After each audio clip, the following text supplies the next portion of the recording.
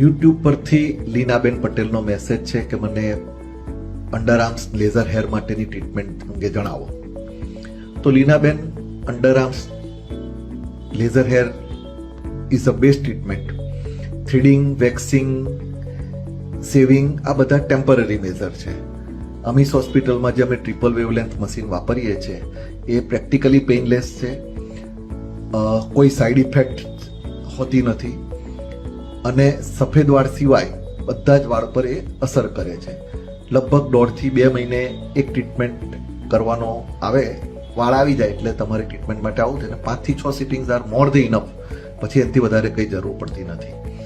So I will recommend to go for laser hair removal with the triple wavelength machine from Amis Hospital for permanent hair removal.